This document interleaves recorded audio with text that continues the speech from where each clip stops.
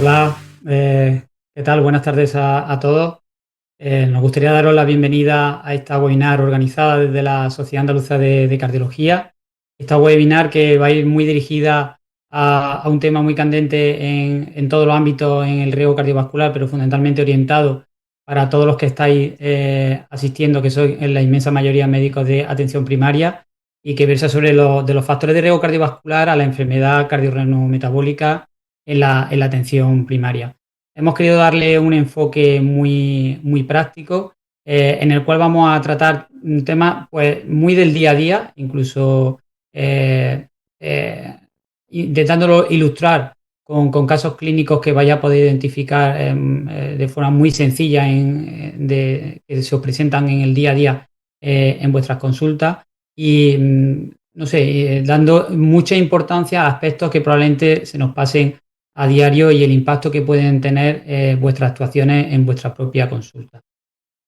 Para esta webinar nos gustaría primero agradecer, lógicamente, el patrocinio de AstraZeneca, que ha hecho posible, lógicamente, que se pueda llevar a cabo esta webinar. Sabéis que es un programa de formación en el cual se ha solicitado una acreditación en relación a esta formación concreta y sabéis que posteriormente en todas las provincias de Andalucía van a existir reuniones locales donde van a estar moderadas tanto por un cardiólogo como un médico de atención primaria, en el que os vais a invitar de forma local para retomar nuevamente estos temas y que podáis, lógicamente, también opinar en estas sedes locales.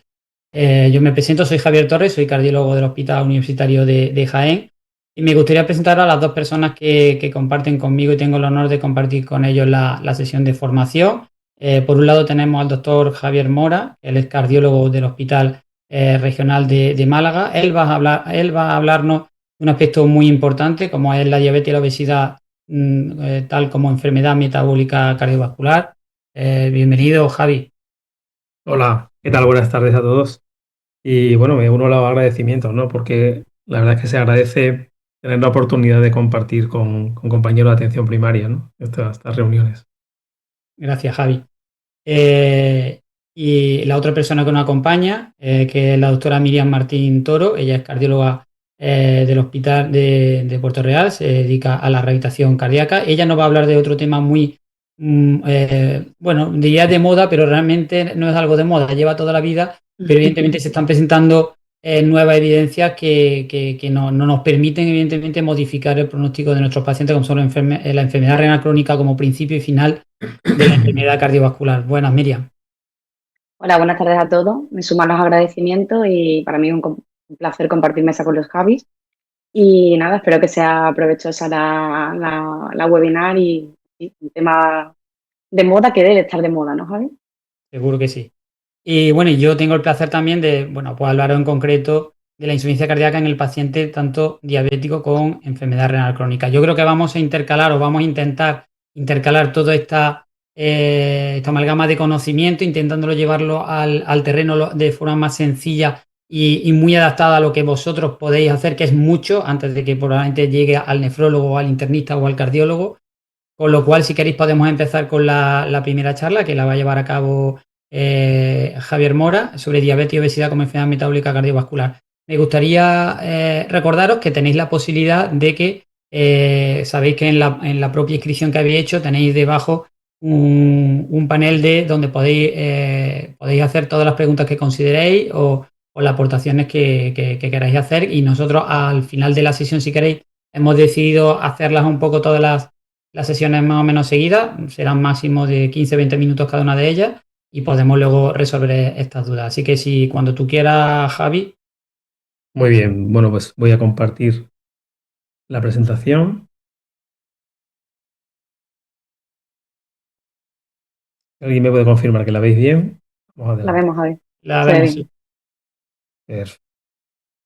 Bueno, pues vamos a hablar un poco basándonos en bueno, lo que es un caso clínico del día a día, ¿no? Yo no traigo un caso espectacular ni de grandes imágenes, sino un caso de que creo que casi cualquier médico que lo viera, pues se va a sentir identificado porque es de los que vemos en la consulta todos los días. Y se trata de un varón de 57 años, trabaja como profesor de instituto, que es hipertenso desde hace 15 años, que fuma y bebe, él dice de forma social, esto ya sabéis lo que es, y que tiene diabetes tipo 2, diagnosticada hace 7 años, con una glicosilada de 8% al diagnóstico, y además se acompaña, como ocurre con frecuencia, de una hipertrigliceridemia. Y además el paciente pues cuenta con antecedentes familiares interesantes, como un padre con cirugía coronaria a los 60 años, que vive todavía, y una madre con diabetes y en tratamiento, ¿no? También viva. Bueno, el paciente está en un tratamiento, digamos, general, que bueno, pues lo supervisa su médico de atención primaria y pues toma losartán hidroclorotiazida, toma genfirocilo, toma metformina y está con insulina dando. Nos llegó a la consulta de cardiología por una clínica de palpitaciones con estrés, que bueno, relataba como vuelcos, ¿no? Algo muy frecuente, ¿no? No otros síntomas. Realmente el paciente admite mucho estrés laboral, el trabajo de profesor, ya sabéis, y aparte, pues, estrés personal, ¿no? Que tenemos todos, ¿no? Hábito sedentario, no es deportista y está pendiente de estudio del sueño porque es roncador. Nos cuenta unas tensiones en domicilio que rondan los límites superiores, uno tiene un gran control de tensión. Y bueno, pues en la exploración apenas destacaban esos extrasístoles de vez en cuando y un perímetro de cintura de 105 que sí que nos tiene que poner un poquito en alerta, ¿no? La analítica que aportaba, bueno, pues rápidamente nosotros los cardiólogos nos vamos directamente al meollo, ¿no? A ver cómo está ese perfil lipídico, a ver cómo está la glicosilada, nos gusta ver eso, aunque haya que ver muchas más cosas, como más luego Miriam nos va a contar, ¿no? Bueno, este paciente tiene colesterol de 201, tiene un HDL 29 bajo, triglicéridos altos, 282, LDL 111. Esto ya huele un poco a dislipemia heterogénica, ¿no? Y una glicosilada de 7,4. Bueno, él estaba muy contento de que tenía muy bien el azúcar comparado con su diagnóstico de 8%. Bueno, las pruebas que se hacen en un paciente como este en la consulta de cardiología, pues siempre son más o menos las mismas, ¿no? Primero un electrocardiograma donde, bueno, pues pillamos un extrasístole, está en ritmo sinusal, tiene un hemiloca anterior, un eje izquierdo, pero tiene aquí un extrasístole, bueno, supraventricular, que, bueno, pues probablemente es lo que se notaba, ¿no? Y sin otras alteraciones, ¿no? Y tiene un ecocardiograma, pues que ahí veis las imágenes, pues dentro de la normalidad, la verdad que las medidas eran normales, no tenía hipertrofia ni tenía ninguna otra alteración, en principio sin cardiopatía estructural. Claro, ahora tenemos que empezar a pensar cómo vamos a enfocar el caso, porque realmente no es un caso de un paciente cardiópata importante ni que tenga una afectación muy significativa de corazón a priori, pero lo que sí canta muchísimo, llama muchísimo la atención es que el paciente tiene diversos factores de riesgo y con aparente mal control, ¿no? Entonces, esto le está provocando seguramente pues, ya una enfermedad metabólica que se puede estadiar, y hoy día sabemos los estadios de la enfermedad cardiorrenal metabólica, y bueno, probablemente este paciente andaría pues entre la fase 2 con factores de riesgo ya conocidos y una posible fase 3 si descubriéramos que tiene alguna enfermedad subclínica. Desde luego el paciente tiene adiposidad, pero tiene más cosas, y el paciente lo que no ha tenido todavía es el evento, y nuestra misión en un paciente como este siempre tiene que ser la misma: evitar el evento le cambiaría completamente el pronóstico y la vida, ¿no? Y además, eso de la enfermedad subclínica, pues es difícil porque el continuo cardiovascular significa que donde un día no hay nada, luego empieza a haber una placa ateroma y esa placa se inflama y se complica, y al final el paciente nunca está en una etapa que tú digas estanca, ¿no? Está en fase 2. No, puede estar en fase 2 hoy, pero pasando a fase 3 de ese continuo fácilmente en días, meses o semanas. Entonces, hay que ver como algo continuo, algo que va a progresar por días y que no podemos estancarnos en decir, el paciente tiene esto y ya está, ¿no? Hoy día, desde las guías de prevención cardiovascular del año 21, pues nos recomiendan usar el score, los scores nuevos, el score 2 y el score OP, para estratificar el riesgo. Este score, simplemente recordaros que aportó una serie de novedades interesantes. Una de ellas era usar colesterol no HDL como el marcador de riesgo lipídico. Engloba más partículas aterogénicas que solo el LDL, entonces e interesante. Y es capaz de predecir no solamente mortalidad, que es lo que usábamos habitualmente con los scores, sino también riesgos de infarto y de ictus en personas aparentemente sanas, ¿no? Hay un score 2 también de diabetes, que en este caso pues, sería el que deberíamos aplicar, ¿no? Y así podríamos establecer en nuestra cabeza por qué situación de riesgo se mueve este paciente. Y fijaros, yo me entretuve en meter esto en la calculadora de riesgo. No es que lo hagamos en la consulta, no sé si podemos debatir sobre eso, lo hacemos pocas veces, ¿no? Lo hacemos más o menos a ojo, pero creo que si lo hacemos bien nos puede ilustrar, ¿no? Este paciente salía a un riesgo de 13,9% a 10 años, un riesgo que no es pequeño, simplemente con los factores de riesgo que hemos visto, ¿no? Pero sabemos que hay otros factores que tenemos que aplicar y esta tabla es de la última actualización que ha habido de las guías de lípidos, ahora este año, que han actualizado las guías de 2019 y nos recuerdan que el riesgo se puede modificar por otros factores y que pacientes de aparente bajo riesgo pueden tener mayor riesgo si tienen algún adorno, como por ejemplo tener antecedentes familiares de cardiopatía precoz, tener, por ejemplo, síntomas de estrés o trastornos en la esfera psicosocial. Por ejemplo, la obesidad es un factor de riesgo clarísimo que modifica el riesgo, el sedentarismo, enfermedades inflamatorias, en fin, hay una serie de alteraciones que pueden cambiar el riesgo inicial que tú pensabas que tenía tu paciente. Y aparte hay otras cosas que podemos buscar en la analítica y podríamos buscar una PCR de alta sensibilidad elevada que nos hablaría de que hay una inflamación sistémica. Esto lo vemos mucho en la obesidad, por ejemplo, aunque quizá no lo tengamos tan disponible esto en los laboratorios, perdón, como nos gustaría, ¿no? O bien la lipoproteína A, que nosotros ya estamos pidiendo sistemáticamente y me imagino que en poco tiempo en atención primaria pues tendréis la posibilidad de pedirlo de forma habitual, porque me consta que no en todos lados se puede, ¿no? Y de luego una lipoproteína elevada por encima de 50 supondría un incremento de riesgo de este paciente. La misma actualización de estas guías de lípidos nos decían que si el paciente tenía riesgo moderado y tal, pues que hay que aplicar estos modificadores de riesgo. En caso de diabetes, la verdad es que ya tenemos riesgo suficiente como para no tener que hacerlo. Pero si queremos estratificar mejor un paciente de tanto riesgo, estaría bien, por ejemplo, buscar la enfermedad subclínica.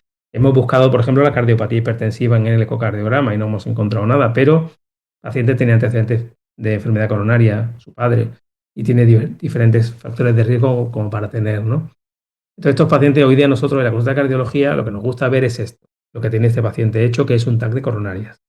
El TAC de coronarias de este paciente pues, nos mostró ya una arteriosclerosis inicial, en principio sin grandes lesiones, alguna calcificación que no suponía estenosis, y sobre todo en la decena anterior con una arteria mediana. Bueno, nos daba un score de calcio de 110, que sería un CAT-RAS 2, es decir, sobre 4, poca afectación por el momento para el paciente.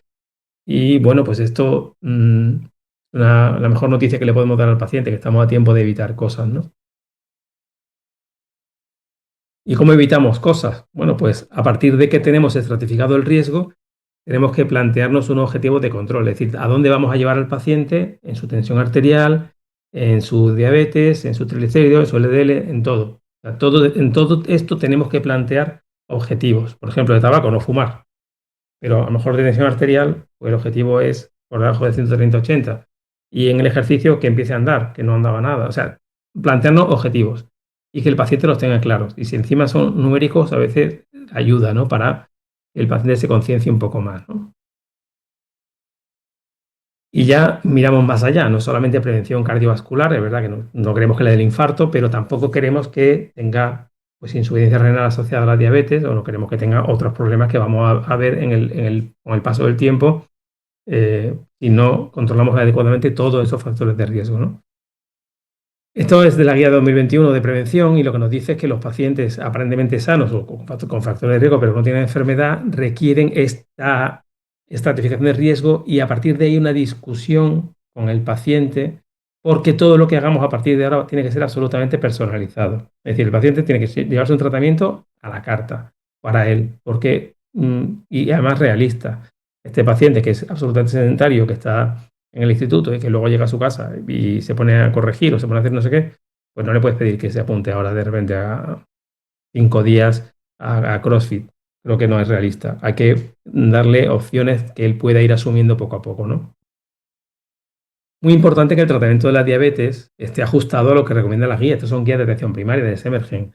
Y ya nos decían que aunque el primer fármaco sea metformina, podría ser un ISGLT2 directamente como primer fármaco si no se tolera bien, y eso lo vemos con frecuencia.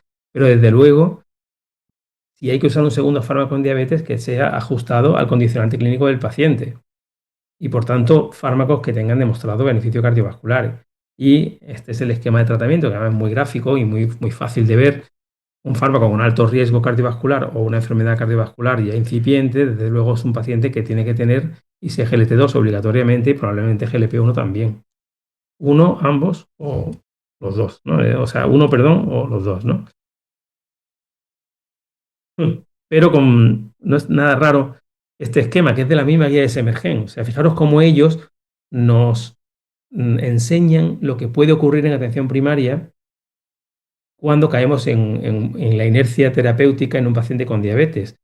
Es fácil que lo primero que se le diga al paciente con diabetes es que haga dieta y ejercicio, a lo mejor no se le ponga ni siquiera medicamento, eso puede ocurrir. Y ya pasa un tiempo hasta que hacemos el primer refuerzo, que sería el primer antidiabético, que suele ser metformina. Pero a veces pasan hasta casi 3 años hasta que eso se refuerza. El paciente cae en el olvido, el paciente está asintomático, no tiene cardiopatía, no tiene otras cosas, y puede pasar tiempo hasta que se va reforzando ese tratamiento. Y a veces, si partimos de glicosiladas elevadas, ese primer refuerzo es la insulina porque, digamos, lo que da sensación de que va a controlar mejor la diabetes desde el punto de vista de la glucemia, ¿no? Esto hay que desterrarlo. Esta forma de manejar la diabetes no debe ser la que veamos en nuestros pacientes, porque hoy día tenemos alternativas mucho mejores. Y desde luego hay que priorizar aquellos fármacos que tengan beneficio cardiovascular independientemente de la glicosilada. Es decir, no debemos tratar la diabetes como decíamos antiguamente, con enfoque glucocéntrico, sino con enfoque de prevención cardiovascular. Y aquí los compañeros de la SEMI pues lo dejan muy claro, ¿no? Y nosotros ya en cardiología lo habíamos dicho hace tiempo, que cuando se establece un tratamiento para un paciente con diabetes, lo que tenemos que poner por encima de todo es protección cardiovascular y renal. Ese es el impulso que nos tiene que mover. Y a partir de ahí, por supuesto, eso se consigue con estilos de vida, se consigue también de prescribiendo fármacos que no tengan beneficio cardiovascular ni renal y usando aquellos que sí tienen beneficio. Entonces, a partir de ahí empezamos a proteger al paciente y ya luego podemos intensificar lo que haga falta. Y si hay que llegar a la insulina, bueno, pues alguno llegará, ¿no? Pero la forma de pensar tiene que ser esta, ¿no? Tenemos fármacos como dapagliflozina que en pacientes como el que yo he presentado, es decir, sin cardiopatía todavía, pero con muy alto riesgo, es decir, en prevención primaria, demostró reducciones muy significativas de insuficiencia cardíaca, un 27%, y de la variable renal combinada, un 47%. Estamos hablando de una protección orgánica importantísima. En un paciente en prevención primaria ya sabéis que demostrar reducción de MACE y reducción de mortalidad, eso es muy difícil, requerirían estudios larguísimos y de una N de pacientes altísima para que eso saliera. Pero ya estamos viendo que lo que mata al paciente muchas veces lo va a reducir inmediatamente. Es decir, cuando nos dicen las guías y las recomendaciones que usemos fármacos como dapagliflozina, no es simplemente porque le protejamos de insuficiencia cardíaca, le mejoramos su factor de riesgo cardiovascular. Por supuesto, la glicosilada tiene que bajar. Protección renal clarísima. Podríamos reducir algunos meses en aquellos que tienen ya enfermedad. Podríamos reducir o prevenir la fibrilación auricular y, por supuesto, la insuficiencia cardíaca congestiva, sobre todo aquella con fraccionación reducida, ¿no? De manera que cuando estamos usando un fármaco de estos, estamos yendo mucho más allá de que un tratamiento para diabetes. Entonces, hay que verlo así. Fijaros, esto pasó en el estudio Examine, que era un estudio de un IDPP4. Vieron que en los pacientes que tenían un evento a lo largo del ensayo, ¿qué pasaba con su mortalidad cardiovascular? Con su mortalidad, y fijaros, si era un infarto, aumentaba, bueno, de forma significativa su mortalidad, pero si lo primero que ocurría era insuficiencia cardíaca, era dramático el aumento de mortalidad de ese paciente. Por tanto, no es algo baladí prevenir la insuficiencia cardíaca. Luego Javier nos va a hablar mucho mejor seguro de esto. Este paciente va a requerir un ajuste de tratamiento lipídico y si nos ajustamos a las recomendaciones actuales, este paciente andaría en una situación de alto o probablemente muy alto riesgo. Yo he sido benévolo y lo he puesto como de alto riesgo y consideramos que los otros factores los vamos a tener bien controlados. Pero es un paciente que como mínimo lo vamos a tener que llevar a 70 de LDL. ¿Cómo pudimos optimizar el tratamiento en este caso? Bueno, pues nosotros en cardiología huimos de la hidroclorotiazida como tratamiento de hipertensión, nos gusta más la combinación ARA2-aldodipino, si queréis luego podemos hablar de eso. La metformina se respeta, no lo vemos mal, pero hay que incluir dapagliflozina sí o sí. Y con esa incorporación normalmente podemos reducir insulina. El objetivo final sería quitar la insulina e ir a otras terapias, pero eso requiere tiempo a veces, ¿no? Y por supuesto, no usamos genfibrocilo, no tiene beneficio cardiovascular y por tanto, dice las guías que para tratar la dislipemia en el paciente con diabetes, sobre todo estatinas de alta potencia. Y aquí se le puso atorvastatina 40, buscando ese objetivo de 70, ¿no? Si en la misma calculadora que nos ha dicho el riesgo del paciente metemos estas medidas, nos dice que le podemos reducir un 11% el riesgo. Simplemente metiéndole ISGLT2 y estos pequeños cambios. Es decir, que le dejamos el riesgo a la mínima expresión. Y si pudiéramos medir GLP-1 también, en este caso tenemos algunos problemas porque no cumple criterio de visado por IMC y tal, pero podríamos reducirle incluso un poco más el riesgo. Este paciente tuvo un control analítico a los 3 meses. Y fijaros, ya tenemos algunas mejoras, ¿no? Tenemos la glicosilada en 6,5. Bueno, podemos considerarla como una buena cifra para un paciente de esta edad. Todavía queda que mejorar el perfil lipídico. Sobre todo el LDL sigue en 86 y triglicéridos estaban por encima de 150, que es el rango que no nos gusta sobrepasar, ¿no? Con estos nuevos datos y ya con una actividad física que el paciente decía que andaba 5.000 pasos diarios y que ya no fumaba ese cigarrito social de antes, ya el paciente no tiene un 13% de riesgo, tiene un 6,4% de riesgo a 10 años. Fijaros con qué poco podemos mejorar el pronóstico de un paciente, el riesgo del paciente pues a 10 años, ¿no? Uno diría, nos podemos conformar ya con esto, pero todavía nosotros debemos responsablemente optimizar el tratamiento todo lo que sea necesario. Y si a lo mejor la tensión arterial está bien controlada con esto, se mantiene. Pero, por ejemplo, usar metformina y dapagliflozina por separado, si la tenemos en combinación, pues creo que es ridículo y creo que tenemos que facilitar la toma de pastillas en estos pacientes. Y lo mismo, la insulina se debería intentar reducir todo lo que pudiéramos, intentar incorporar GLP-1 siempre que se pudiera. Y se podría optimizar, por supuesto, si queremos bajar ese 86 de LDL y esos triglicéridos combinando atorvastatina con ezetimibe, que siempre en combinación fija la adherencia se facilita y se consiguen mejores resultados. ¿Alguna pregunta que nos hacemos habitualmente en estos pacientes en prevención primaria? ¿Hay que añadir aspirina a este paciente diabético para prevenir el infarto? Bueno, pues las guías de prevención dicen que no, que es una indicación 2B. En principio no haría falta de forma generalizada, ya cada uno podría ver el caso concreto, ¿no? Por ir resumiendo, bueno, pues un paciente tanto con enfermedad cardiovascular como con alto riesgo de enfermedad cardiovascular requiere un abordaje amplio, multiparamétrico, donde vayamos a todo aquello que le va a aumentar el riesgo cardiovascular y ahí metemos, por supuesto, los lípidos, pero los lípidos como colesterol y como triglicéridos, metemos la lipoproteína cuando tengamos algo para eso, el riesgo inflamatorio, el riesgo trombótico, riesgo relacionado con la diabetes. Si dejamos alguna pata de la mesa sin tocar, probablemente vamos a fracasar en el intento. Vuelvo a esta diapositiva porque me parece que resume lo que tenemos que hacer con estos pacientes. Marcarnos objetivos, estratificar bien su riesgo, marcar objetivos de control, prevención cardiovascular, que más amplio sería prevención cardiorrenal metabólica. Algunos mensajes finales. Bueno, el paciente con diabetes aparentemente sano, y lo pongo entre comillas porque nunca sabemos, eso es un continuo y se va estropeando, está expuesto a un alto riesgo cardiovascular, renal y metabólico, que debemos estratificar de forma precisa, porque así sabemos diseñar mejor el tratamiento para prevenir el evento.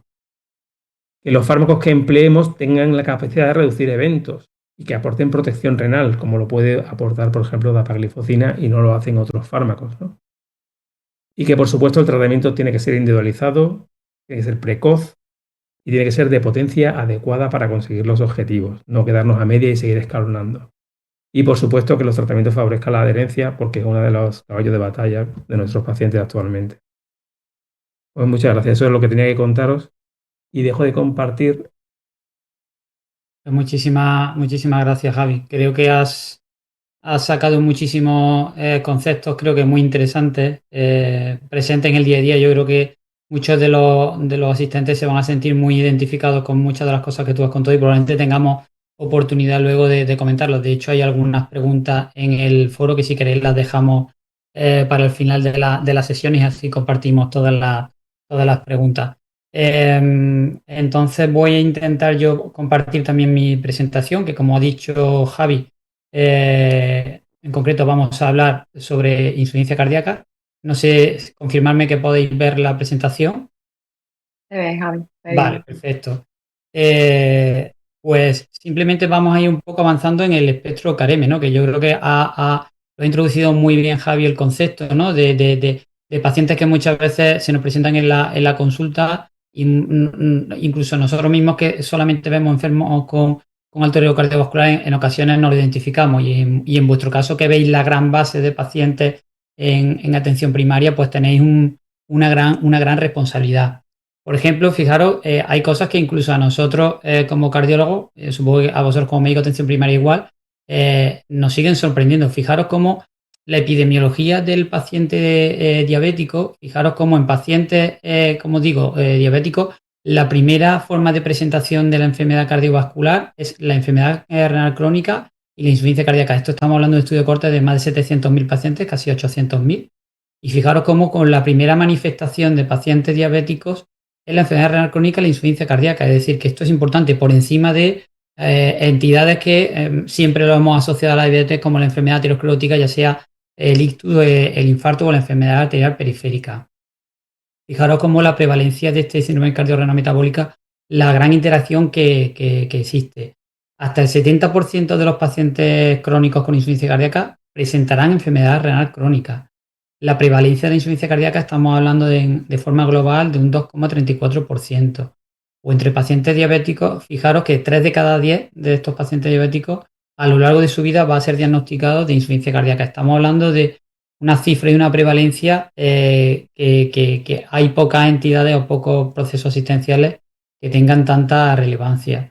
Como hemos dicho, la prevalencia de la insuficiencia cardíaca es de las pocas enfermedades cardiovasculares que sigue creciendo. Hemos conseguido que el ictus, el infarto, en general la cardiopatía isquémica, hayamos conseguido un valle incluso de disminución de la incidencia, pero sin embargo la insuficiencia cardíaca es al revés, es la única enfermedad cardiovascular que sigue creciendo año a año, con lo cual esto es un aspecto muy relevante. La morbilidad asociada es altísima. Fijaros que pacientes que hospitalizan por insuficiencia cardíaca tienen un riesgo muy alto a muy corto plazo, en menos de un mes, 1 de cada 5 pacientes que son dados de alta van a rehospitalizar y estos pacientes, al primer médico que ven después de salir del hospital es a vosotros, a los médicos de atención primaria. O fijaros cómo simplemente el hecho de diagnosticar a un paciente con insuficiencia cardíaca, 1 de cada 8 pacientes de este tipo a los 5 años mueren. Es decir, estamos hablando de una cifra que, bueno, esto ya está comparado y está publicado, que están por encima, con una mortalidad muy por encima de algunos cánceres. Y esto realmente es un problema de salud pública que los propios profesionales tenemos que dimensionar en nuestro día a día.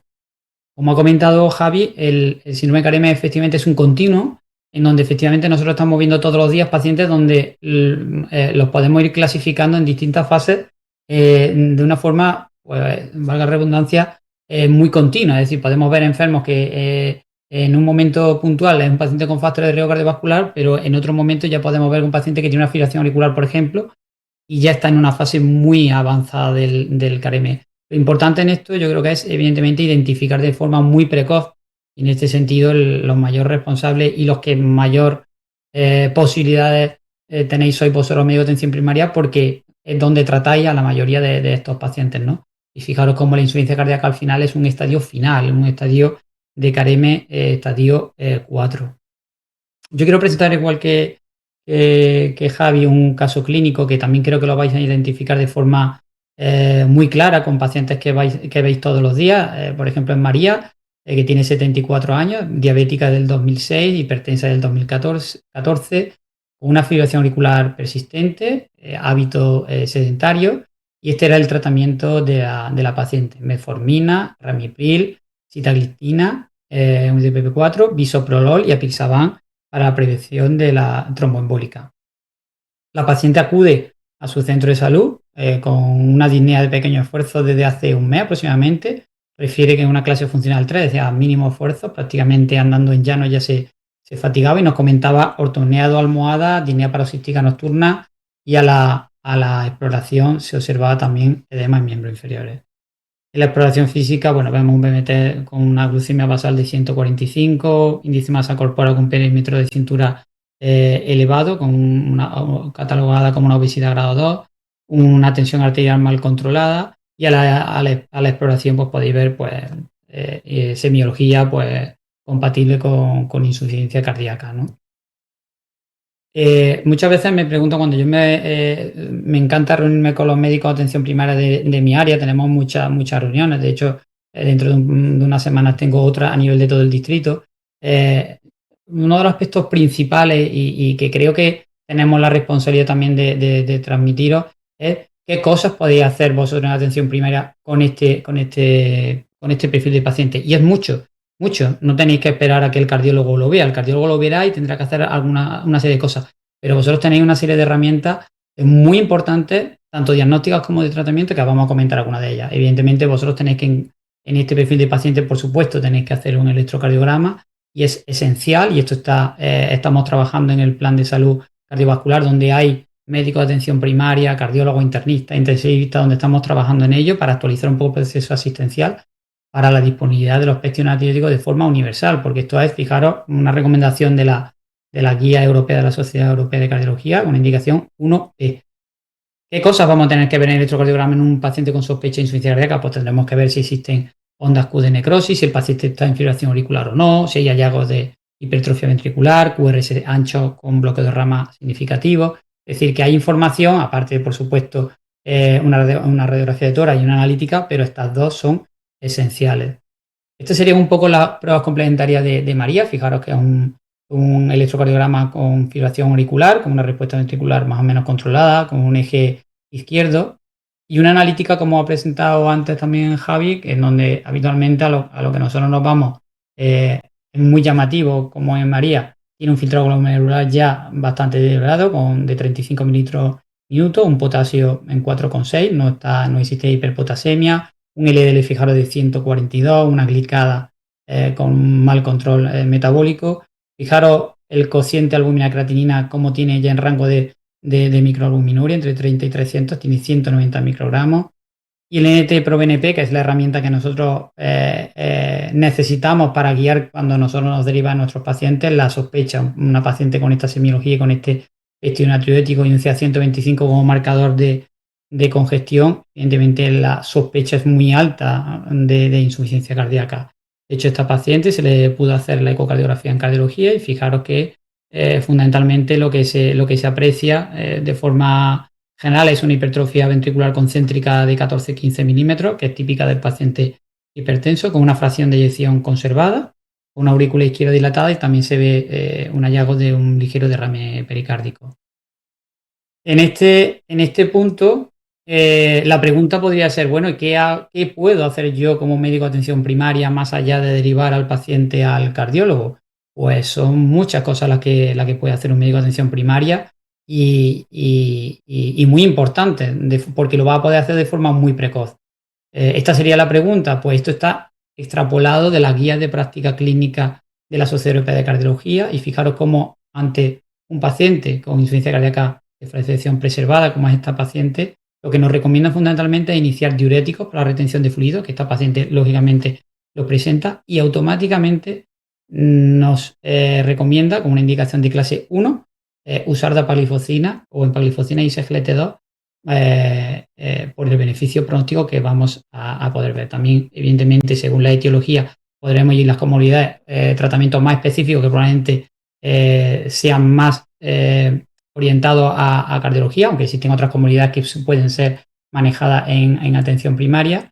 Pero el motivo de por qué iniciar dapagliflozina en una insuficiencia cardíaca preservada es porque, bueno, igual que ha presentado Javi otro tipo de evidencia, dapagliflozina frente a placebo en este perfil de paciente con fracción de eyección preservada o ligeramente reducida por encima del 40%, redujo un 18% por el hecho de que este paciente pueda morir por una causa cardiovascular o hospitalizar. Es decir, esta paciente está con una semi-insuficiencia cardíaca que si la dejáramos un poco a su historia natural, pues no tardaría en acabar en urgencia y finalmente ingresar. Por lo tanto, fijaros como una herramienta tan sencilla de uso que lleváis muchísimos años usándola en distintas indicaciones clínicas, pero en la insuficiencia cardíaca también, con lo segura que es y lo eficaz que es, lo que nos puede aportar. ¿Y por qué debemos de utilizarla desde atención primaria antes de que llegue al cardiólogo? Pues fijaros, esto es un análisis que se hizo en relación a este perfil de paciente que se incluyó en este ensayo clínico y se observó que el beneficio se observó desde el día 13, desde que se inició. Es decir, la mayoría de estos pacientes ya tendrían una disminución de esta hospitalización por insuficiencia cardíaca o de mortalidad, incluso probablemente antes de que el propio cardiólogo viera a este paciente, con lo cual, fijaros si es importante el uso de dapagliflozina en la atención primaria en este perfil de paciente. Y no solamente, porque bueno, al final sí es importante la hospitalización, reducir la hospitalización o la mortalidad, pero claro, lo importante también es que queremos que nuestro paciente se mejore, que mejore sintomáticamente, y esto lo conseguimos también con dapagliflozina. Somos capaces de mejorar la calidad de vida, la limitación física, incluso mejorar la función social. Esto ya se observó desde el mes cuarto hasta el octavo, y esto es lo que el paciente también va a reclamar y es lo que más va a agradecer, ¿no? Que el paciente pues tenga menos disnea y pueda llevar a cabo una vida mucho más normal. Yo creo que hay otro de los aspectos diferenciales, y que esto yo creo que en atención primaria es muy importante, es que, por ejemplo, si me podréis preguntar, bueno, pero yo, por ejemplo, cuando me enfrento a un paciente de este perfil, yo no sé si el paciente tiene una fracción de eyección reducida o preservada. Bueno, pues para eso se hizo un análisis conjunto de los dos ensayos clínicos que se usó de dapagliflozina en insuficiencia cardíaca reducida y preservada, y fijaros cómo prácticamente en todo el valor de fracción de eyección, el hazard ratio de disminución de eventos estaba por debajo del 1, independientemente, como digo, de esta fracción de eyección.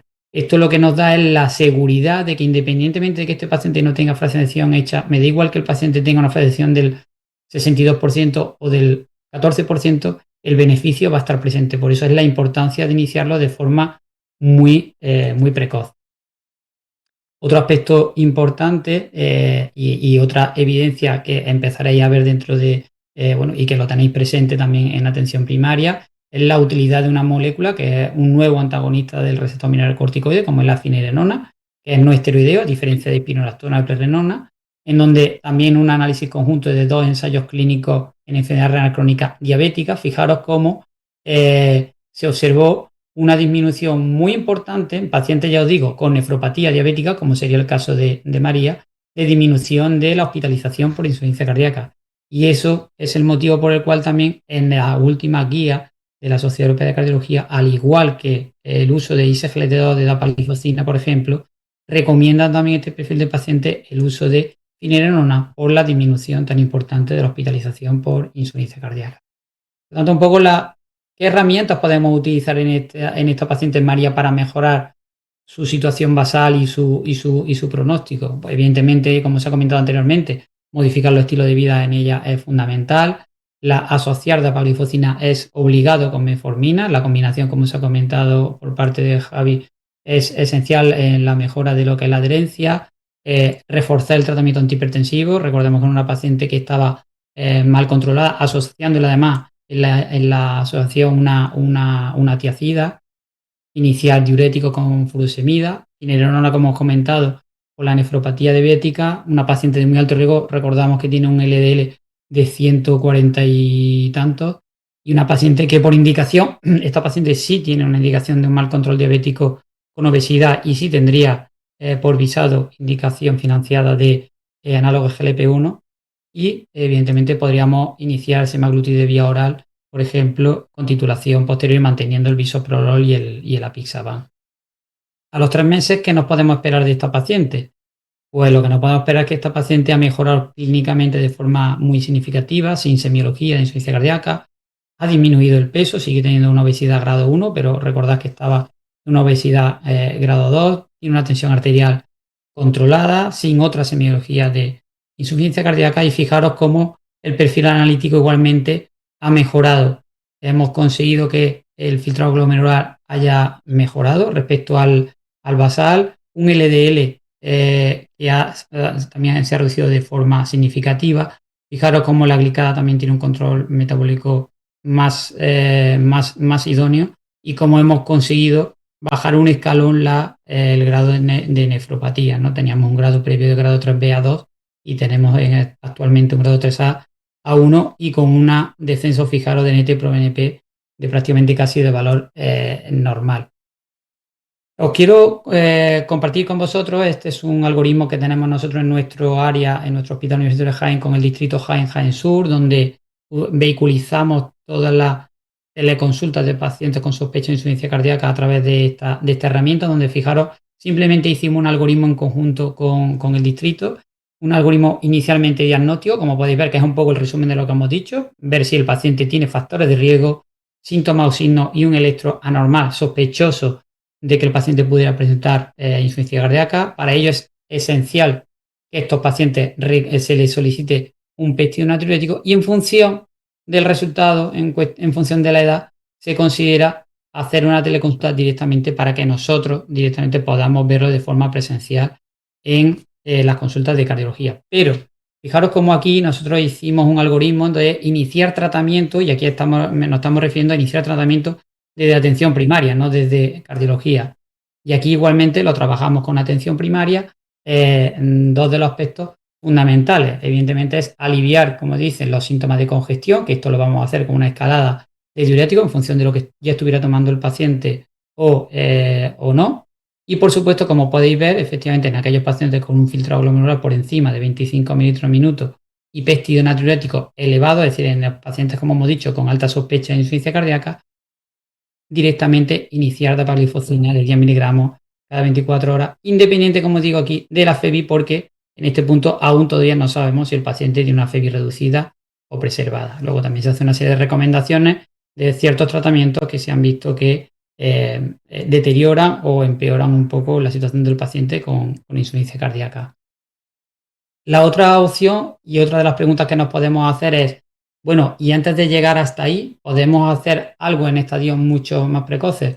Pues sí, claro, evidentemente, eso sería lo ideal. Sería ideal que estos pacientes que estén en muy alto riesgo de desembocar en un síndrome de insuficiencia cardíaca clínico, son aquellos pacientes presintomáticos, o llamamos que estén bajo el concepto de estrés cardíaco, seamos capaces de identificarlo y poder iniciar tratamientos que modifiquen esta situación. Esto es un documento que es muy interesante, os lo recomiendo, que es de acceso libre. Fijaros en donde han participado las principales sociedades científicas, la Sociedad Española de Cardiología, la SEMI, Semergen, SEN, o sea, Red GDP, o sea, están todas las sociedades principales españolas científicas, en donde fijaros cómo se intentan identificar con determinaciones de NT-proBNP en atención primaria de aquellos pacientes con muy alto riesgo de sufrir una insuficiencia cardíaca. ¿Y esto por qué es? Pues esto es porque entendemos que estos pacientes con este riesgo aumento de insuficiencia cardíaca, en función de los valores de NT-proBNP y en función de la edad de estos pacientes, son pacientes que se podrían beneficiar de un diagnóstico precoz en cuanto al acceso a la ecocardiografía y, por supuesto, utilización de tratamientos que modifiquen y prevengan los episodios de hospitalización por insuficiencia cardíaca. De hecho, estas no son las guías europeas, pero sí las guías americanas de la Sociedad Americana de Cardiología, donde ellos ya, fijaros cómo en pacientes, recomiendan en pacientes con riesgo de desarrollar insuficiencia cardíaca, la detección basada en péptido natriurético, seguida de atención que optimice el tratamiento según guía, es útil para prevenir lo que hemos dicho, la disfunción ventricular o la insuficiencia cardíaca de nueva aparición. Esto es el inicio de probablemente una estrategia mucho más basada en la prevención que en el tratamiento de la insuficiencia cardíaca, similar, como sabéis, al que se llevó a cabo con el infarto agudo de miocardio con elevación de ST, donde como decía el logo de Stem for Life, que era el Stem para la vida, aquellos pacientes con elevación de ST abrirle la coronaria en un cateterismo de forma urgente, de pasar de horas a día a minutos, horas, pues sería la misma estrategia en insuficiencia cardíaca. El Peptide for Life es poder solicitar de forma precoz estos péptidos en pacientes con alta sospecha o alto riesgo de insuficiencia cardíaca y poder hacer un diagnóstico mucho más temprano para así, evidentemente, reducir el riesgo de mortalidad y de hospitalización. Simplemente fijaros cómo hay una clara demostración en distintas situaciones de carisma precoz, como ha dicho Javi, en diabetes o enfermedad renal crónica, como va a comentar Miriam, de disminución de eventos de insuficiencia cardíaca con dapaglifosina. Es decir, existe una gran cantidad de indicaciones en este perfil de paciente, independientemente del nivel de riesgo y del nivel del estadio de careme. Y como conclusiones simplemente quería hablar, que creo que no nos hemos puesto de acuerdo Javi y yo, pero yo creo que muchos de los mensajes son bastante similares. La insuficiencia cardíaca, sabéis que es una de las principales manifestaciones ya de los estadios avanzados del síndrome de Careme, asociando evidentemente una mortalidad y un empeoramiento de la calidad de vida de este perfil de pacientes. En los pacientes con insuficiencia cardíaca, independientemente de la FEBI, deben iniciarse terapias con beneficio pronóstico como dapaglifosina de forma precoz desde atención primaria. Es imprescindible identificar a pacientes de alto riesgo cardiovascular y en un estadio precoz del síndrome de Careme. Esto es esencial y esto es donde se tiene que hacer es en atención primaria. Son, al final, pacientes que estáis viendo todos los días con diabetes, obesidad, hipertensión, enfermedad renal crónica, distintas etiologías, que al final todos ellos están en riesgo de desarrollar insuficiencia cardíaca, ¿no? Esta sería la idea de intentar detectar el estrés cardíaco. Y luego, lógicamente, estos pacientes de una forma muy precoz y de forma agresiva, usar herramientas, como hemos comentado, que disminuyan eventos clínicos, evidentemente que mejoren la situación clínica del paciente, pero que también nos aporte un pronóstico. Y todo yo creo que lo resumiría esta frase, ¿no? Que el mejor tratamiento de la insuficiencia cardíaca es la prevención de la misma, y en esto el papel principal lo tenéis vosotros como médicos de atención primaria. Bueno, yo lo voy a dejar aquí, no sé si me pasa un poquito de tiempo. Seguiremos viendo ahora las preguntas. Damos paso ahora a Miriam para que ella nos comente un poco la última pata del síndrome de Careme, y si queréis luego vemos las preguntas. Miriam, cuando tú quieras, gracias. Gracias, Javi. Bueno, comparto mi presentación. Yo también la voy a hacer muy práctica. Voy a presentar un caso clínico que, como veréis, comparte muchas cosas con el caso de Javi, de los dos Javi. Y como decíamos al principio, vamos a hablar de enfermedad renal crónica como principio y final de la enfermedad cardiovascular, ¿no? Creo que es un título muy apropiado y que es un tema que no está tan de moda y que debe estar de moda, ¿no? Y el por qué debe estar de moda es porque sabemos que la prevalencia de la enfermedad renal crónica es muy alta, pero se estima que su prevalencia incluso aumente, ¿no? Esto es un modelo de estimación para el año 2027, ¿no? Y el problema de la enfermedad renal crónica es el infradiagnóstico de la misma.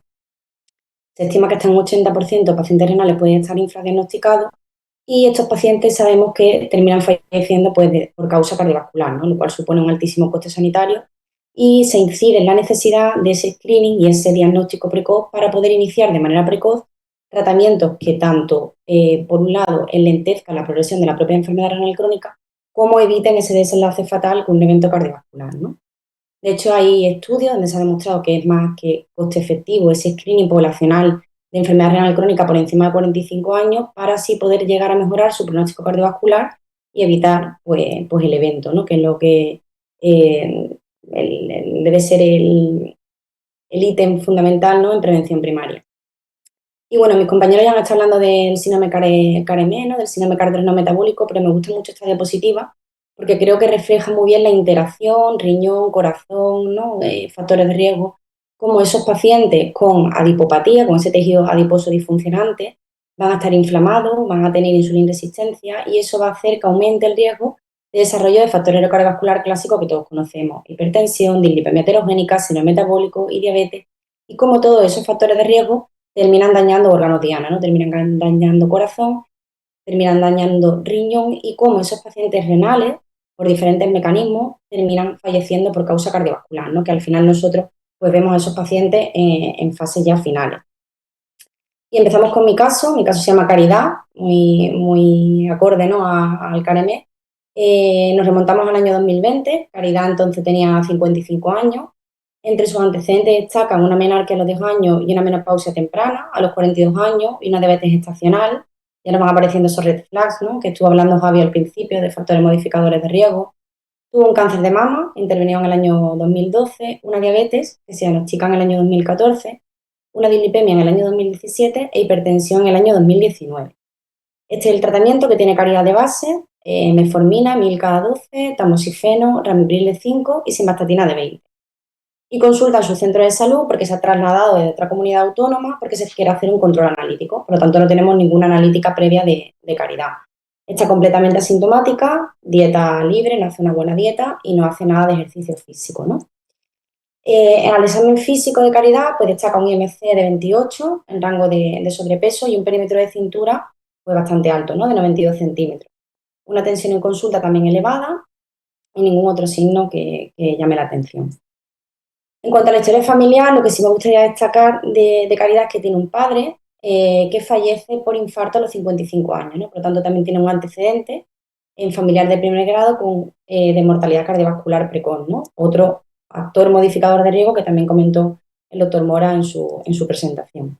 Y estos son los resultados de la analítica que Caridad solicita, pues, de control, ¿no? Vemos cómo tiene una glucemia basal de 156, un filtrado de 52, que no nos llamaría así especialmente la atención, ¿no?, pero que sí que ya está por debajo de 60, un concentrado en una creatinina ligeramente elevado, ¿no?, en 62, un potasio un poquitín alto, 5,6, un colesterol total que sí que nos llama la atención, ¿no?, en 278, con un LDL de 188, un HDL también muy bajito de 27, una lipoproteína rica en triglicéridos alta, con unos triglicéridos muy altos, en 314, y una glicada de 7,9, ¿no? Con todos los datos que os he dado ya, pues sí que claramente podemos decir que Caridad tiene un claro síndrome metabólico, ¿no? Tiene un perímetro de cintura elevado, está diagnosticada de diabetes, hipertrigliceridemia, etcétera, ¿no? En cuanto a las pruebas complementarias que se le hacen en atención primaria, bueno, pues se le hace un electro que no tiene ninguna alteración, no tiene retinopatía, el test de monofilamentos negativo y el índice topillo-brazo también es normal. Así que a priori, no parece que tenga gran riesgo. Y yo me preguntaba si podíamos diagnosticar ya Caridad de enfermedad renal crónica. Podemos decir que tiene enfermedad renal porque ese filtrado sí que nos llamaba la atención y ese cociente de albúmina creatinina. Bueno, pues tenemos que saber que la enfermedad renal crónica se define como anomalías tanto en la estructura como en la función renal que tiene consecuencias para la salud y que están presentes durante más de 3 meses, ¿no? Necesitamos estimar el filtrado y estimar la albuminuria. ¿Qué es lo que ocurre con Caridad? Pues que, como decíamos antes, no teníamos ninguna analítica previa porque estaba trasladada a otra comunidad, ¿no? Y necesitamos para el diagnóstico que tenga en 2 analíticas separadas al menos 3 meses, o bien un filtrado por debajo de 60, o bien algún marcador de daño renal, ¿no?, como puede ser la albuminuria, por encima, un cociente de albúmina creatinina por encima de 30. Y recordarnos que a veces esto también nos cuesta trabajo pensar que un paciente, a pesar de tener un filtrado glomerular normal, si tiene daño estructural renal, como puede ser ese marcador, esa albuminuria, ya sí que podemos diagnosticarlo de enfermedad renal crónica con esas 2 analíticas separadas al menos 3 meses. Y es importante hacer un buen diagnóstico para poder clasificar bien a mi paciente y poder conocer sus riesgos, ¿no? Como decimos, lo que ya hemos comentado, ¿no?, filtrados por debajo de 60 o afectación estructural renal con albuminuria, y conocer la etiología, que puede ser sistémica, secundaria, factor cardiovascular clásico, que es la más prevalente, ¿no?, secundaria, diabetes, hipertensión, etcétera, o de causa renal primaria. En cuanto a la clasificación de la enfermedad renal crónica, según las últimas guías CADIGO, pues también, bueno, establecen en la clasificación CGA según causa, filtrado y albuminuria, y en función de esa clasificación, según el filtrado y según la albuminuria, pues podemos establecer el riesgo cardiovascular de nuestros pacientes renales, ¿no? Todo paciente renal con filtrado por debajo de 30 va a ser de muy alto riesgo cardiovascular, como veis señalado en rojo. Pacientes que tienen un estradiol G3B filtrados entre 30 y 44 y algún grado de albuminuria también van a ser de muy alto riesgo cardiovascular, al igual que los pacientes con filtrados entre 45 y 59 con macroalbuminuria. La mayoría de nuestros pacientes serán pacientes de alto riesgo o moderado riesgo, como ven en naranja o amarillo clarito, y como veis no hay ningún paciente renal que sea de bajo riesgo cardiovascular, ¿no? Igual que hablamos de los diabéticos, pues los pacientes renales, no existen pacientes renales de bajo riesgo cardiovascular, a no ser que tengan filtrados normales y no tengan datos de albuminuria, ¿no?, daño estructural. ¿Y por qué es tan importante la medición tanto del filtrado como de la albuminuria? Pues porque ambos juntos predicen mejor el riesgo cardiovascular, pero además de ello, independientemente de la albuminuria, se considera un factor de riesgo cardiovascular, porque nos está hablando, ¿no?, de ese daño a nivel de la estructura renal. Y es fundamental el diagnóstico, el screening que hablamos al principio de la presentación y la detección precoz de esta enfermedad renal crónica, porque podemos abordar los factores cardiovasculares clásicos que conocemos y que probablemente sean en muchas ocasiones la causa de la misma, y si los controlamos a tiempo podemos reducir eventos cardiovasculares, ¿no? Traigo esta publicación del JAC del año pasado, donde se vio cómo el control de la diabetes, el LDL colesterol y la tensión arterial sistólica, a mayor medida de control de estos tres factores cardiovasculares clásicos, conseguíamos reducir eventos cardiovasculares fatales, ¿no?, como infarto, ictus o mortalidad por todas las causas, ¿no? Por lo tanto, el manejo integral multifactorial es clave si queremos enlentecer la progresión de la enfermedad renal. Y bueno, Caridad, ¿en qué estadio cardiorrenometabólico se encontraría según el statement de la AJA? Bueno, pues ahora mismo hablaremos de una fase 2, aunque como decía Javi, no hemos buscado enfermedad cardiovascular subclínica, podría estar perfectamente, y me creería que estuviera en una fase 3. Y esto es importante, que hagamos una buena clasificación, CAREME, porque sabemos que según el estadio, según la fase en la que se encuentren nuestros pacientes, el pronóstico de mortalidad cardiovascular a 15 años varía significativamente, ¿no? En nuestro caso, Caridad tenía un riesgo de mortalidad cardiovascular a 15 años casi de un 8%, pero si estuviera en estadio 4, ¿no?, como era la paciente del doctor Torres, pues tenemos hablando de una mortalidad de más del 15% a 15 años, ¿no?, de causa cardiovascular. Y bueno, tenemos a Caridad y ahora ¿cómo clasificamos su riesgo cardiovascular? Hemos dicho que todavía no podemos decir que tiene enfermedad renal crónica y qué objetivo tenemos que alcanzar en prevención primaria, ¿no? En cambio, la prevención primaria como tal, me gusta hablar de prevención, ¿no? Porque igual que la aterosclerosis es un continuo y no sabemos en qué momento hay placa subclínica o no hay placa subclínica, la prevención debe ser continua y yo creo que debe ser casi que similar siempre, ¿no?, cuando queramos hablar de prevención cardiovascular. Bueno, pues yo también me detuve, como el doctor Mora, a meter los datos de Caridad en el Score diabetes y me salió un riesgo a 10 años de enfermedad, de eventos cardiovasculares mortales y no mortales, de un 10,4%, ¿no? Por lo tanto, podríamos decir que Caridad estaría en un grupo de alto riesgo cardiovascular y nos marcaríamos un objetivo LDL colesterol por debajo de 70 y una reducción superior al 50% sobre el basal que tiene, ¿no? Pero como decía el doctor Morán, no solamente nos vamos a fijar un objetivo del LDL colesterol, sino que vamos mucho más allá, ¿no? Y vamos a tener cifras que tenemos que alcanzar de otros objetivos como triglicéridos, tensión arterial sistólica, glicada, por supuesto IMC, perímetro de cintura y siempre, ¿no?, teniendo presente, por supuesto, la dieta y el ejercicio como modificadores de hábitos de vida. Enfermedad renal, pues como decimos, aún no puedo diagnosticarlo, aunque la verdad es que Caridad apunta maneras, ¿no?, a que probablemente sí que tenga una enfermedad renal crónica y que en analíticas previas en su otra comunidad, pues quizás ya estuvieran alteradas, ¿no? Este es el tratamiento nuevo con el que se va Caridad de la consulta de primaria. Se añade sitagliptina, 50 cada 12, se mantiene su tamoxifeno. El ramipril pasa de 5 a 10 y la simba de 20 pues pasa a simba 40. Se le dice que vuelva en 6 meses para repetir un nuevo control analítico y esta es la analítica que tiene Caridad 6 meses después, ¿no? Hemos visto cómo el filtrado ha empeorado, ahora mismo está por debajo de 45, está en 43, tiene un cociente de albúmina-creatinina ligeramente elevado, ¿no?, una microalbuminuria de 32. Vemos como el perfil lipídico pues sigue estando muy alterado, el LDL lo tenemos en 140, muy lejos de objetivos, sí que ha conseguido reducir triglicéridos y sí que ha conseguido reducir la glicada, ¿no? Mantiene un IMC todavía en rango de sobrepeso, un perímetro de cintura fuera de objetivo y una tensión arterial también completamente fuera de esos objetivos que nos marcamos cuando estratificamos el riesgo de Caridad. Como ya Caridad tiene enfermedad renal crónica, ya hemos podido diagnosticarla por esas dos analíticas separadas más de 3 meses, ¿no?, con ese filtrado por debajo de 60 y esa microalbuminuria.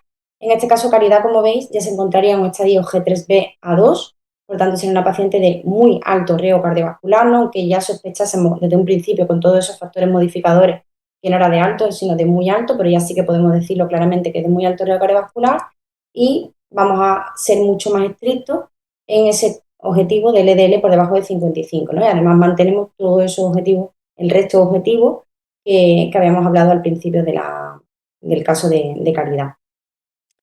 Este es el tratamiento que se actualiza, se insiste, ¿no?, en modificación del estilo de vida, se mantiene la metformina con la sitagliptina, aunque se le propuso autofinanciación de agonistas GLP-1, que probablemente se hubiera beneficiado mucho más que con los inhibidores de PP4, que como sabéis son neutros a nivel cardiovascular, pero rechazó por motivos económicos, ya que no se le podía recetar con visado porque no cumplían el criterio de IMC, ¿no? Se le añadió dapagliflozina, se mantuvo el tamoxifeno, se intensificó el tratamiento antihipertensivo sustituyendo el ramipril por los sartán con hidroclorotiazida y se sustituyó la simvastatina 40 por una rosuvastatina de 20 con ezetimiba de 10 miligramos. ¿Y qué papel juega el SGLT2 en la enfermedad renal en pacientes con diabetes? ¿No? Bueno, pues sabéis que es primera línea de tratamiento en pacientes diabéticos y me gustó mucho esta publicación porque decía quién debe ser el prescriptor de esos SGLT2, ¿no? Esa primera línea de tratamiento en pacientes con enfermedad crónica diabetes, ¿no? Y dicen que debe ser la primera persona del equipo multidisciplinar, médicos de atención primaria, cardiólogos, endocrinos, que identifiquen al paciente que se puede beneficiar de este tratamiento para alentecer esa progresión de la enfermedad renal crónica para ese abordaje de la diabetes, ¿no? Pero igualmente, los ISGLT2, independientemente de la diabetes, son la primera línea de tratamiento en pacientes con enfermedad renal crónica, ¿no? Como lo dicen las guías CADIGO del año 2024. Además, incluso la combinación de ISGLT2 y semaglutida, ¿no? Vemos en este estudio con datos del FLOW, con semaglutida en pacientes con enfermedad crónica y diabetes, como la combinación de ISGLT2 y GLP-1 es beneficiosa en cuanto al lentecimiento de la progresión de la enfermedad renal crónica y beneficio cardiovascular demostrado de ambos grupos farmacológicos. Además, ¿qué aporta dapagliflozina en comparación, qué aporta dapagliflozina en concreto? ¿No? Bueno, pues sabemos en el estudio DAPA-CKD como con DAPA se redujo el riesgo del endpoint combinado de enlentecimiento de disminución de la función renal, enfermedad renal terminal y muerte por causa renal o cardiovascular, independientemente de la diabetes, en pacientes diabéticos y en pacientes no diabéticos. Bueno, una reducción del riesgo relativo casi de un 40% y con un NNT únicamente de 19, ¿vale? Es un NNT realmente llamativo, ¿no? Y desde atención primaria, incluso nosotros también de la consulta de cardiología, vemos más que 19 en una sola mañana de consulta, ¿no? ¿Y qué aporta DAPA con respecto a los I3SGLT2? Bueno, pues DAPA es el único SGLT2 que ha demostrado reducir mortalidad por todas las causas en pacientes, en este perfil de pacientes, ¿no? En pacientes con enfermedad renal crónica, tanto con como sin diabetes mellitus tipo 2 versus placebo, con una reducción del riesgo relativo de ese endpoint de mortalidad por cualquier causa de un 31%, con un NT algo mayor de 48%, ¿no? Y como digo, en pacientes diabéticos y no diabéticos, ¿vale? Y bueno, va pasando el tiempo, Caridad sigue visitando a su médico de atención primaria, ya el tratamiento mantiene 2 años después el mismo tratamiento que se instauró tras la segunda analítica de control en el año 2020. En el examen físico de Caridad pues sigue teniendo sobrepeso, ha mejorado algo el IMC, está en 27,3, pero sigue el perímetro de cintura algo mejor, pero todavía no ha llegado al objetivo, y la tensión arterial también está algo mejor, pero no ha alcanzado objetivo aún, ¿no? En cuanto a la bioquímica, sí que llama la atención cómo se ha conseguido detener el slow de la progresión de la enfermedad renal 2 años después. Tiene un filtrado que se mantiene en torno a 50. Ha revertido la microalbuminuria, tiene un cociente de albúmina creatinina completamente normal de 8. Y el perfil lipídico también está bastante mejor, pero aún no hemos alcanzado ese objetivo, ¿no? Que marcamos de LDL por debajo de 55, triglicéridos ligeramente elevados y glicada también mejor, ¿no? Y que casi no estaríamos contentos con esa glicada de un 7%, ¿no? Pero ha pasado pues lo que esperábamos que pasara, ¿no? Y es que Caridad este mismo año, ya con 60 años, pues ha ingresado con nosotros en la planta por un infarto con elevación de CT anterior, en situación KILIT-2, realizándose una primaria sobre DA, pero con enfermedad coronaria también en circunfleja derecha que se revascularizaba en segundo tiempo, ¿no? Con una FEBI pues en el límite inferior de la normalidad, ¿no? Y yo lo que me planteo es si hemos llegado tarde con Caridad, ¿no? Igual que hablamos del continuum cardiovascular, y yo creo que eso todos lo tenemos súper interiorizado, tenemos que entender el continuum de CAREME, ¿no? Del daño cardiorrenometabólico, y es igual, ¿no? Esa lesión subclínica, pues si llegamos tarde, pues probablemente el evento sea difícilmente inevitable, ¿no? Y bueno, yo ya para concluir, puedo decir que creo que es fundamental optimizar el control de los factores de riesgo para evitar la progresión hasta un evento, hasta un desenlace fatal, que tenemos que clasificar bien a nuestros pacientes en su estadio de enfermedad renal y según el riesgo cardiovascular que le corresponde según el mismo. Medir albuminuria es fundamental, hay que diagnosticar esa enfermedad silenciosa y recordar que la albuminuria es un factor de riesgo independiente del filtrado, que es fundamental un abordaje sistémico del control de todos los factores de riesgo cardiovascular para evitar la progresión renal y que hagamos un checklist y veamos si nuestro paciente pues, tiene instaurado un tratamiento cardionefroprotector, ¿no? Con evidencia más que demostrada, como en este caso pues la dapagliflozina. Muchas gracias.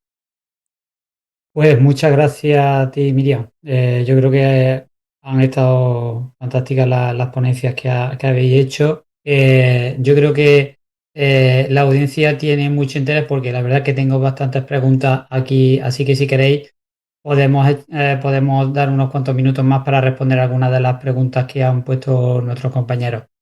La primera pregunta sería para Javi Mora. Donde preguntan, Javi, que si con el cálculo del riesgo cardiovascular con el score EOP, dicen que si no perdemos riesgo, que si no sería mejor usar otra escala que es la UPREVENT. Yo no sé si tú la conoces esta, Javi. Bueno, la UPREVEN es la americana, ¿no? Y entonces, bueno, pues la verdad es que los americanos lo han hecho bastante más currado, ¿no? Han incluido más variables y entonces es verdad que es un poco más fina, pero está validada para la población americana. Entonces, siendo serios, no deberíamos meternos a usarla nosotros. Quizá la versión europea pues será bienvenida, ¿no? Yo al final, el problema de los scores, que decíamos así un poco entre broma y serio, que no lo usamos nunca en la consulta, es la falta de tiempo, ¿no? Si tienes que meter 4 ítems, es mejor que 8 a la hora de consumir tiempo en la consulta. Y creo que los compañeros de atención primaria estaréis conmigo en que lo que os hacía falta a vosotros ahora es tener que usar un score de 12 ítems o de 10 ítems o de 8 ítems. Entonces, a ver, estoy de acuerdo contigo que con el compañero que lo propone que Prevent es mejor score porque tiene más información, pero que está validada para la población americana. En principio, los europeos usamos score. Claro, luego también hay Score. que. Otra cosa que habría que estimar lógicamente, Javi, es que, claro, esta escala, el score, es para pacientes aparentemente sanos. Es decir, que si son pacientes que ya cumplen otros criterios que automáticamente asumen como un alto o muy alto riesgo, como pacientes pues, diabéticos Sí, con lesión de órgano diana, hipercolesterolemia familiar, enfermedad crónica, estos tenemos pacientes no otros. habría que someterlos al score, ¿no? Con lo cual estos pacientes ya automáticamente sí los catalogaríamos ya con un alto riesgo, ¿no? Sí, es así. Realmente los scores yo creo que están pensados más para la consulta de atención primaria que para la del especialista, porque aquí nos llegan ya en fase 4, digamos que todos son de muy alto riesgo, ¿no? Casi todos, ¿no? Pero es verdad que nos viene bien a todos a veces pararnos y reflexionar sobre lo que le vamos a decir al paciente que haga, porque si tú decides tratarlo con una estatina, luego ya va a ser muy difícil quitársela, ¿no? Entonces, si has decidido dar ese paso, que lo tengas claro, que hayas hecho un buen análisis de la situación, ¿no? Claro. Luego, esta yo creo que es una pregunta que yo creo que la voy a lanzar para los dos. Preguntan, y yo creo que con buen criterio, ¿cuánto aumenta el riesgo cardiovascular en una paciente la menopausia precoz o la diabetes gestacional? ¿Hasta qué punto, a lo mejor no cuantificable, pero vosotros cómo lo tendríais en cuenta el hecho de que una mujer os contara este tipo de historia ginecológica obstétrica? Bueno, Bueno, hay evidencias, ¿eh? En cuanto sí, a que... la diabetes gestacional multiplica por 7 el riesgo de desarrollo de diabetes tipo 2. Eso sí que está demostrado, ¿no? Entonces, esos pacientes, en este caso Caridad, en mi caso, ya está diagnosticada de diabetes, pero si no, habría que hacerle un control mucho más exhaustivo porque el diagnóstico de diabetes va a llegar en algún momento, ¿no? Solo en cuanto a la diabetes gestacional. Y en cuanto a la menopausia precoz, no tengo la cifra exactamente del aumento del riesgo Sí, pero está claro que la pérdida de la protección de estrógeno. de estrógenos se traduce en aumento de riesgo cardiovascular y por eso hoy día, y de hecho hay un documento de consenso de la salud de la mujer en la Revista Española de Cardiología que recomiendo que lo ojeen y el que tenga interés en el tema porque la verdad es que es muy ilustrativo de cómo afecta en cada etapa de la vida de la mujer pues su cambio hormonal y los factores asociados, por ejemplo, a eso, a la menopausia o al embarazo. Al final, bueno, pues la protección hormonal se pierde y aumenta el riesgo de todo, ¿no? De empezar a ser hipertensa, de tener más resistencia a la insulina. Al final son factores de riesgo, ¿no? Yo A- no a- pondría un número. Al hilo de esta pregunta han hecho una muy similar, Javi, donde han preguntado en cuanto a los modificadores de riesgo que tú has presentado, e incluso en aquellos pacientes con factores de riesgo cardiovasculares no tradicionales o incluso modificadores como tal, porque no se consideran todavía factores de riesgo, ¿cómo afecta esto al riesgo? La pregunta es si sube un escalón el riesgo o si existe un porcentaje asociado del riesgo a cada una de estas situaciones. Bueno, se sabe que 1 de cada 5 infartos no tenía ningún factor de riesgo, de los tradicionales, como dicen ahora, ¿no? Creo que cuando hacemos la fotografía del riesgo del paciente y nos centramos solamente en hipertensión, diabetes, colesterol, tabaco, sedentarismo, obesidad, nos estamos perdiendo parte de la información, ¿no? Entonces, claro, hay factores que son más potentes que otros, sobre todo porque los que no podemos modificar, la genética, la carga familiar, eso no es modificable y eso probablemente pesa mucho por la imposibilidad de actuar sobre ellos, ¿no? Claro, decir que la apnea del sueño pues es un factor que incrementa el riesgo, en cuanto la tratas ya puedes soslayar ese riesgo. Entonces, yo creo que tienen pesos diferentes. Creo que depende mucho de qué tasa de diagnóstico y tratamiento eficaz tengan, porque, por ejemplo, la depresión, que es un modificador de riesgo, pues se convierte en una patología crónica con muchísima medicación, con muchísima afectación de otros factores de riesgo, como por ejemplo la obesidad, por ejemplo el mal control, la falta de ejercicio. Es decir, creo que hay que valorar muy bien en cada persona qué factores son los que más pesan a la hora de modificar el riesgo. Aquellos no modificables, aquellos que no son los que no podemos actuar, tienen un peso que creo que es el que más casi habría que considerar. Esto es lo que pone de manifiesto, Javi, un poco la necesidad de efectivamente interrogar a los pacientes no solamente por los factores de riesgo cardiovascular clásicos, ¿no? Sino que efectivamente estos modificadores de riesgo tenemos que tenerlos en la recámara siempre pensando, sobre todo cuando nos enfrentamos a un paciente que, bueno, pues con sospecha, por ejemplo, de enfermedad cardiovascular, preguntar por esto si no existen los clásicos, ¿no? Los factores de riesgo cardiovascular clásicos, ¿no? Yo creo que siempre es declinarte por un grado más, ¿no? Que te modifique cuando estás en zona gris. No existe ninguna calculadora que multiplique exactamente, ¿no? No es como la LPA, que sí que sabemos que multiplica Eso es. 1 por 1,5. Eso no existe con Claro. el factor modificador. Otra pregunta que hacen, por ejemplo, Miriam, es efectivamente, por ejemplo, el fallecimiento del padre. O sea, ¿qué peso tiene, por ejemplo, el antecedente familiar de primer grado de cardiopatía isquémica? Pues realmente, a lo mejor cuantificable, Claro. Cuantificable multiplicador por algo no existe, ni te sube un grupo. pero pesa mucho. Pero pesa mucho. Para mí la cardiopatía isquémica precoz pesa muchísimo, ¿no? Y ahora estamos con los scores de riesgo poligénico de enfermedad coronaria y seguro que hay algo, ¿no? Hereditario y pesa mucho. Entonces no modifica por un porcentaje o no multiplica, pero sí que tiene que hacernos encender las alertas y ser muy incisivos en la prevención de ese paciente, porque si además tiene factores de riesgo modificables, pues abordarlo, porque sabemos que seguramente termine con un evento cardiovascular.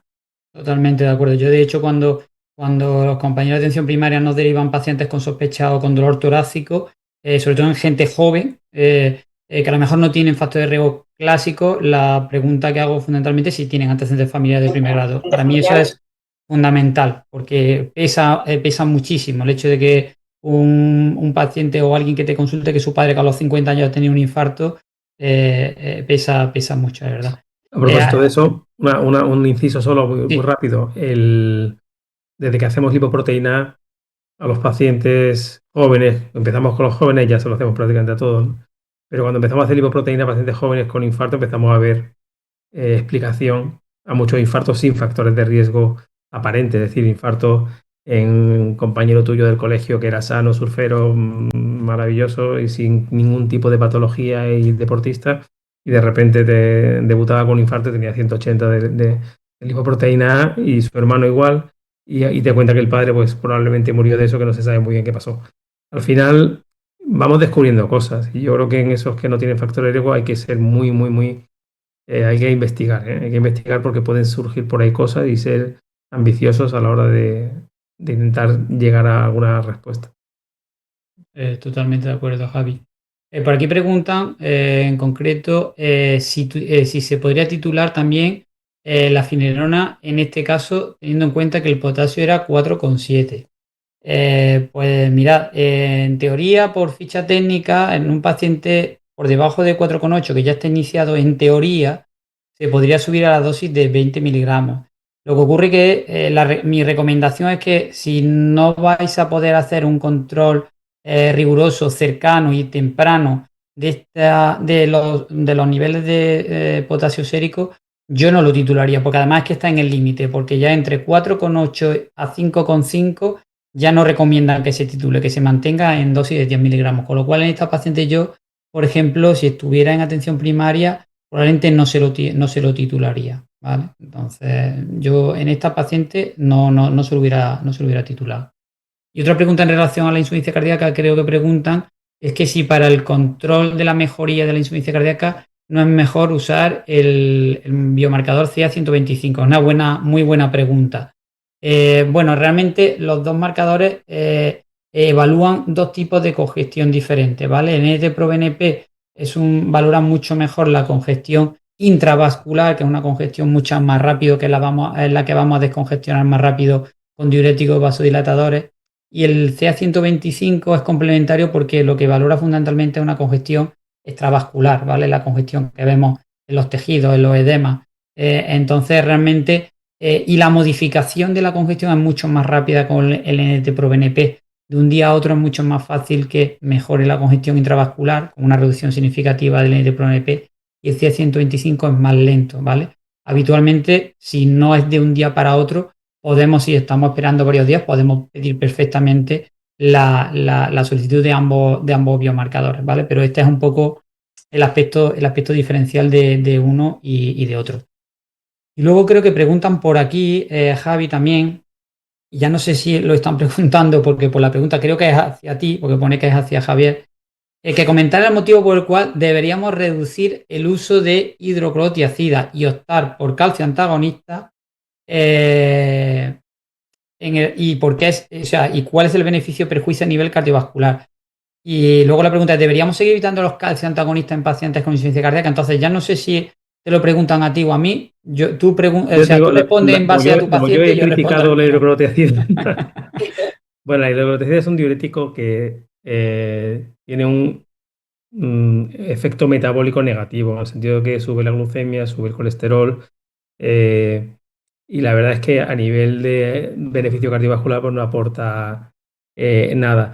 Ya el estudio Accomplice en su día comparó la estrategia de combinar inhibidores del sistema de renin-angiotensina y diurético contra la opción de hacerlo con calcio antagonista. El beneficio en reducción de eventos era significativo a favor de la combinación con los dipinos, es decir, que son estudios antiguos, pero que eso unido al efecto metabólico que hidroclorotiazida tiene, que no es, no es despreciable, teniendo en cuenta que es un paciente con mal control de factores de riesgo, si encima le subimos la glucemia, le subimos más el colesterol y tal, pues no sería ideal, ¿no? Yo yo no estoy en contra de la tiazida, pero yo uso indapamida, que me parece un diurético de efecto neutro y que es más recomendable para pacientes cardiovasculares. Simplemente eso.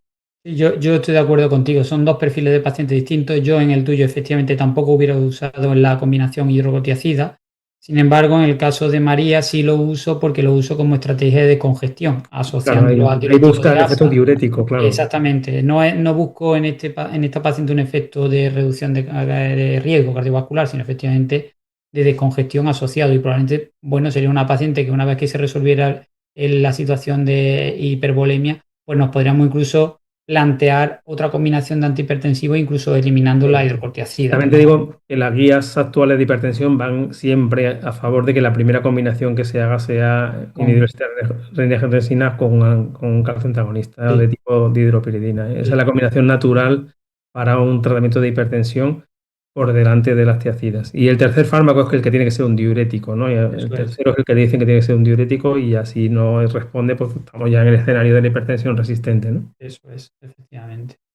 Pues yo creo que vamos a ir acabando porque la verdad es que está siendo súper interesante, pero tampoco queremos alargar mucho más la sesión. Creo que vamos a dejar la última pregunta para Miriam. Miriam, preguntan que si no hubiera sido más proactivo repetir la analítica de caridad a los 3 meses y ver directamente, o sea, y dar o añadir ya la dapaglifosina directamente. Sí, totalmente de acuerdo. Yo hubiera repetido la analítica en 3 meses, ¿no? Y más viendo el perfil de la paciente, que claramente cumplía todos los criterios de tener enfermedad renal crónica y no teníamos además ningún histórico antiguo del que tirar, y yo lo hubiera repetido claramente a los 3 meses, incluso. Porque antes no puedo, ¿no? Pero tiene que ser 3 meses, pero apetece incluso antes.